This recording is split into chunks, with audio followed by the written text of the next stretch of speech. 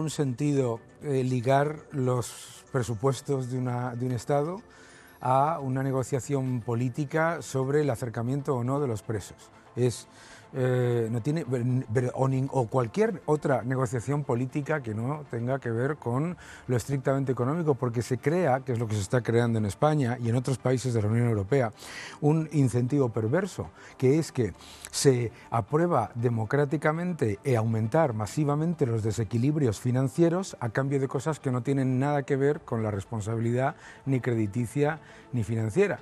Entonces, es relativamente cómodo para el gobierno que está en ese momento, porque aprueba unos presupuestos, los envía a la Comisión Europea, esos presupuestos están aprobados, entre comillas, por una mayoría, pero no están aprobados por una mayoría porque sean unos presupuestos coherentes, con un cuadro macro serio o con unas expectativas serias, sino porque hay toda una serie de cosas que no tienen nada que ver con esos presupuestos. Entonces, a mí me parece sinceramente aberrante, primero, que siquiera esté y que encima se diga con tanta alegría encima, que hay toda una negociación que no tiene absolutamente nada que ver y que encima esa negociación va a costar a los ciudadanos españoles el déficit estructural más alto de toda la Unión Europea, que esto es lo más preocupante. Habla usted, señor Lacalle, de unos desequilibrios. Yo precisamente quería incidir en eso. Hemos conocido el proyecto del Gobierno, del Ejecutivo de Pedro Sánchez, y hay un gran desequilibrio que usted considera que perjudica a una comunidad como la de Madrid. Hombre, claramente, ¿no? Los presupuestos son el arma política y económica más importante de un gobierno, con mucho. No existe en la Unión Europea ninguna otra herramienta más importante. Y la más importante dentro de los presupuestos es la parte discrecional. En los presupuestos, pues para que la gente que nos está viendo, hay toda una parte que simplemente no se puede negociar, ¿no? Los gastos que están consolidados de un año anterior y que se van repitiendo todos los años, ¿verdad? La parte discrecional es aquella en la que el gobierno sí reparte. Y ahí está la parte de la inversión. La inversión normalmente se reparte en base a criterios técnicos, sea por población, sea por porcentaje del Producto Interior Bruto, etcétera. Bueno, en estos presupuestos no solamente la Comunidad de Madrid... Hay una descompensación importante, Hay una ¿no? descompensación no importante, es que es absoluta y totalmente aleatoria. Y además no solamente perjudica muchísimo a Madrid, que es la que sale más perjudicada de las comunidades autónomas, es que perjudica a comunidades autónomas donde gobierna el Partido Socialista, Extremadura y Valencia en particular también, ¿no? ¿Y esto afecta a la credibilidad española en los mercados financieros, por ejemplo? El hecho de que aquí las decisiones económicas se tomen con ese tipo de variables que no tienen nada que ver con el interés del crecimiento económico, con el interés de la industria. Claro. Bueno, afectan a la credibilidad. ¿Cuál es el problema? El problema actualmente es que nosotros estamos bajo el paraguas 100% del Banco Central Europeo, es decir, la credibilidad de las cuentas de la política económica de España, etcétera, está avalada por la credibilidad de Alemania, Holanda y los países, digamos, esos que se llaman frugales, ¿verdad? Entonces, ¿cuál es el problema? El problema es lo que yo llamo la política de la cigarra, ¿no? Todos conocemos el cuento de la cigarra y la hormiga. En los periodos en los que tú tienes el apoyo absoluto por parte de la Unión Europea, como tenemos ahora, y el apoyo absoluto del Banco Central Europeo, recordemos que el Banco Central Europeo compra el 100% de las emisiones netas de deuda de España. Entonces, la credibilidad o no credibilidad que existe en los mercados no la notamos. ¿Por qué? Porque no hay nadie que esté realmente moviendo si esa prima de riesgo subiría o bajaría, porque está, digamos, deprimida artificialmente por el Banco Central Europeo. ¿Qué es lo que pasa? Que eso es temporal. Eso ya lo vivimos en el año 2009-2010, luego llega el 2011 y el 2012 y el 2013, ¿no? Tenemos que darnos cuenta de que ahora estamos con la anestesia y con el efecto placebo de Europa. Claro, pero es que nuestros datos de crecimiento, nuestras previsiones de crecimiento, luego no se cumplen, pero ni de lejos. Claro. ¿Y eso cómo nos afecta? Nos afecta mucho porque, claro, hemos visto cómo el Instituto Nacional de Estadística ha hecho la mayor revisión de la historia a ningún país desarrollado en las estimaciones de crecimiento del segundo trimestre. Es que y parece que no ha pasado nada, ¿no? Pero la economía española ha rebotado en el año 2021, en los primeros 6 meses, un 0,4%. Es decir, no ha hecho absolutamente nada mientras el mundo está creciendo a tasas del 5%. Entonces, y claro, si tú presentas un cuadro macro en los presupuestos en el que estimas un crecimiento primero del 9,8%, decían que iba a ser para el año 2021, luego lo han bajado al 6,5%, ojo, que es prácticamente un 40% menos, ¿de acuerdo? Y ya están las casas de análisis, el BBV, etcétera, y las casas internacionales lo han bajado al 5 y pico de rebote, pues resulta que la economía española con Argentina es las peores y las más lentas en recuperación. Eso nos afecta mucho y nos afecta, como tú bien dices, porque ahora mismo no nos estamos dando cuenta, pero nos vamos a dar cuenta después, porque ahora mismo todo el mundo está... El paraguas del COVID lo ha tapado todo, ¿no? Es que por las políticas del COVID, no sé qué, el COVID, bla, bla, bla, bla. Y nos estamos olvidando de que nos estamos quedando muy atrás, no solamente de nuestros socios europeos, sino de países como Grecia, Portugal, Italia, que normalmente poníamos como ejemplo de que nosotros lo hacíamos relativamente mejor en otras crisis. Y parece que las previsiones de crecimiento son peores de lo que se esperaba. Ya que habla usted de la pandemia, ya que habla usted del COVID, quiero destacar una frase que acaba de decirle el presidente del Gobierno, Pedro Sánchez, a Pablo Casado en el hemiciclo, en el Congreso de los Diputados. Se hicieron muy populares los brotes de verdes de Zapatero, pero ha dicho Pedro Sánchez textualmente: hemos conseguido recuperar en empleo los niveles previos a la pandemia en tan solo 1 año y medio. ¿Nos está engañando Pedro Sánchez? ¿Está diciendo cosas que son falsas o que son falacias? Bueno, lo que está diciendo es evidentemente incorrecto. ¿Por qué? Porque claro, si tú dices hemos recuperado los niveles de afiliación previos a la pandemia, pero dentro de esa afiliación tienes a 500.000 de personas en ERTE o en cese de actividad, autónomos en cese de actividad, obviamente no son cifras comparables. Si tú tienes 19 millones y pico de personas cotizando y trabajando antes de la pandemia y tienes 18 millones y pico después, cotizando y trabajando, y el resto en el limbo administrativo que suponen los ERTE o estar en cese de actividad, no puedes, digamos, caer en el triunfalismo. Y además no son resultados maquillados, entonces. Hombre, no, es que yo vi todas las economías del mundo. Todas las economías desarrolladas han tenido esquemas parecidos a lo que nosotros llamamos ERTEs, casi todas. En la eurozona, casi todas, y en Estados Unidos no, pero en la eurozona a nadie se le ocurre considerar como mejora del empleo sacar a las personas del ERTE, pero no empeoramiento del empleo meterlas.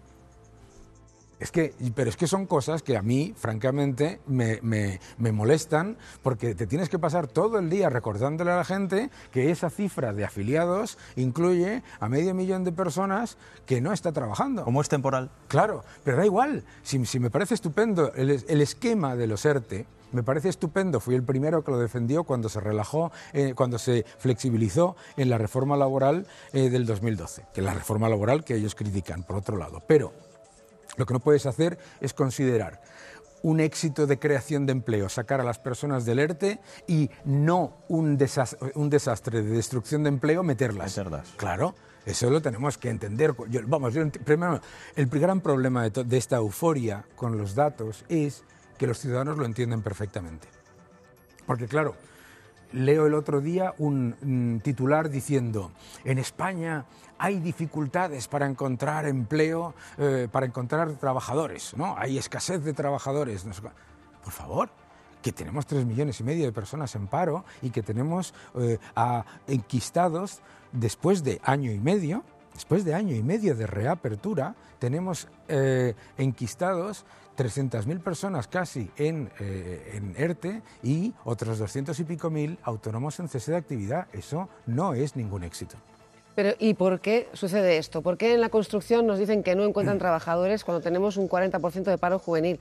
Lo mismo nos pasa, por ejemplo, y esta mañana hemos estado con un conductor de camión, bueno, más bien con un empresario autónomo de camión, que no encuentran trabajadores y que temen porque no haya una renovación generacional en ese tipo de puestos de trabajo considerados duros. ¿Qué le pasa a la juventud que no quiere ese tipo de trabajos y cuál es el análisis que hace de los problemas que puede causar esto en el mercado laboral y en la economía? Hay muchos factores, pero uno de ellos que es clave por la razón por la que tenemos un paro tan fuerte y tan alto en España es que se tomó una decisión consciente hace muchos años, décadas, de no fomentar la formación profesional y fomentar que el máximo de gente tuviese carrera universitaria, que no me parece nada mal. No me parece nada mal si no estás condenando a la gente al paro en carreras cuyo título no tiene ningún valor, ¿de acuerdo? Entonces, eso es uno de los problemas. Otro de los problemas es que el coste de... No es un problema de que no haya gente dispuesta a hacerlo, es un problema del coste de contratación. Es decir, para muchos de estos puestos de trabajo, contratar cuesta el doble de lo que esa persona gana en neto. Entonces, muchas veces vosotros en las entrevistas con gente en la calle dicen, no se puede vivir con 1.000 euros al mes, pero es que 1.000 euros al mes son casi 1.890 para el empleador, ¿no? Entonces, ahí hay parte del problema, que mucha gente dice, yo no quiero hacer un trabajo por el que voy a cobrar 1.000 euros al mes, cuando en realidad al empleador le cuesta 1.890 o lo que sea en prácticamente el doble, ¿no? Directamente está usted atacando a la subida del salario mínimo interprofesional propuesta por el Gobierno. Bueno, es que la subida del salario mínimo interprofesional, lo primero que tenemos que entender es que es un subterfugio político que se utiliza para decir que le subes el salario a la gente cuando en realidad lo que viene es una subida de impuestos porque aumentas las bases imponibles, ¿sí? Aumentas las bases imponibles, las bases mínimas de cotización a todos los trabajadores. Entonces tú dices, ¿has subido el salario mínimo? Y lo que has hecho ha sido subir los impuestos a todos los trabajadores o a la gran mayoría de los trabajadores. Y ese es un factor diferencial entre España y otros países. Por eso cuando dicen, no, es que en Estados Unidos o no sé qué, no. Que aquí hay una diferencia gigantesca que es que va acompañada de un hachazo fiscal. Pero el mayor problema es que no tiene ningún sentido el concepto del salario mínimo a nivel país. Lo entiende cualquier ciudadano, no es lo mismo el salario mínimo en Madrid o en Barcelona o en Valencia o en Bilbao que en Badajoz o en Ceuta o en Melilla, lo entiende cualquiera. Entonces, ¿qué es lo que pasa? Que tú, al elevarlo en sitios donde el coste de vida es 2 o 3 veces inferior en algunos casos para muchas partes, ¿qué es lo que estás haciendo? Estás condenando a toda una porción de la población al paro y encima van y te dicen que falta gente. Es que es alucinante. Entonces resulta que te encuentras con la gran, no la gran sorpresa, no, claro, luego entonces los economistas, que para eso somos unos campeones, entonces nos inventamos la tontería más grande que se ha inventado en la historia, que es el concepto del paro estructural. No, es que eso es estructural. Entonces no se puede hacer nada. ¿Cómo que no se puede hacer nada? Es estructural porque hay toda una serie de escollos para reorientar a esa gente al trabajo. No es estructural. Tienden ustedes a hacerlo. Cuando no saben cómo explicar algo, tienden a inventarse. Los economistas... Como los médicos inventarse con las los teorías. Ustedes saben que lo que se decía que Dios hizo a los economistas para darle credibilidad a las pitonisas. Pero es un chiste, pero no, los economistas estamos para analizar la economía, ¿no? Pero claro, si durante 20 años, 30 años tienes un paro estructural, lo llamas estructural, pero no es estructural. No, España no tiene ningún problema o ningún factor, digamos, que lo separe del resto del mundo para tener el paro juvenil más alto del mundo y el paro, la tasa de paro también de las más altas del mundo, la segunda más alta del mundo. A ver, estamos en la tormenta perfecta por la subida del precio de la luz, la subida del combustible, el parón anunciado de la industria, lo que supone eso, 20.000 empleos que se pueden ir fuera, el parón de la construcción por la subida, aparte de todas las mencionadas, también del coste de los materiales, la subida de precios tremenda que estamos teniendo también muy por encima de lo estipulado. El problema de los contenedores de Asia, sobre todo por la subida del precio de lo que nos cuesta a nosotros traer los productos de Asia, sobre todo. ¿Todo esto qué significa? Asusta. Claro. Yo no sé mucho de economía, desde luego no tanto como usted, y a priori me asusta y sobre todo escuchar a algunos analistas que dicen que estamos en la tormenta perfecta. Bueno, la inflación es el impuesto de los pobres, ¿no? Milton Friedman lo decía, y tenemos que darnos cuenta de que lo que está ocurriendo es el resultado de años y años y años y años de forzar la máquina monetaria en todo el mundo. Esto no es una cuestión de España, de forzar la máquina monetaria, ¿de acuerdo? Llevamos escuchándolo décadas, ¿no? Hay que combatir la deflación. Yo no he visto nunca a nadie salir de un supermercado diciendo no lo puedo tolerar más, ha bajado la carne. Nunca he visto a nadie salir de una gasolinera diciendo esto es inaceptable, ha bajado la gasolina.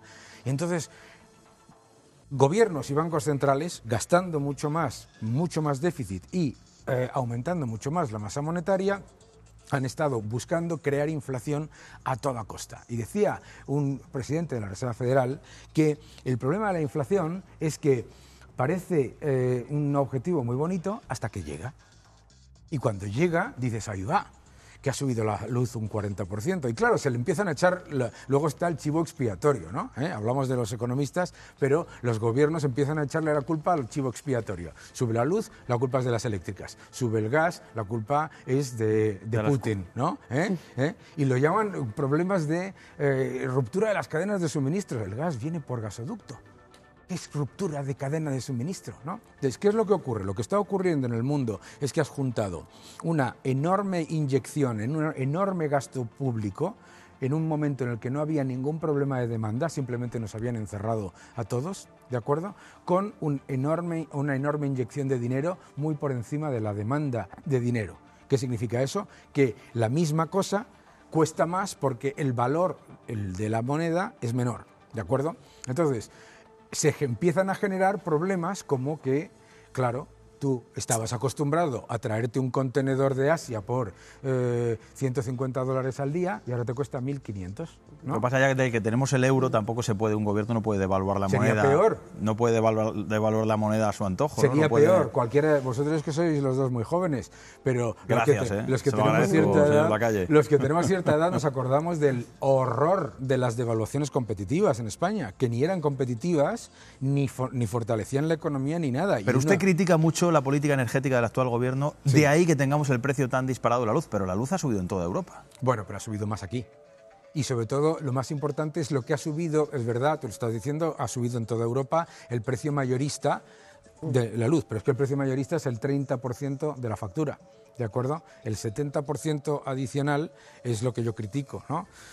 Yo critico tres cosas de la política energética del gobierno, ¿no? La primera es que ha planteado una transición energética no competitiva y completamente ideológica, sin ningún tipo de análisis técnico serio de lo más importante en política energética, que es la seguridad de suministro. Y ahora estamos teniendo problemas por eso.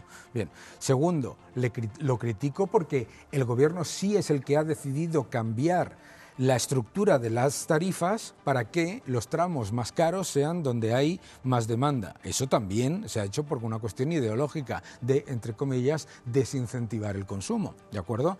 Y tercero, porque el mayor beneficiado de la subida del precio de la luz, que es el gobierno, porque es el que recauda 11.500 millones de la luz y 2.300 millones por la subida del CO2, que se dice pronto. Fíjate que de todas las subidas de impuestos que se presentaron en los presupuestos del año pasado, no iban a recaudar ni 1.500 millones, 2.300 millones simplemente por el impuesto encubierto de la venta de derechos de emisión de CO2. Bien.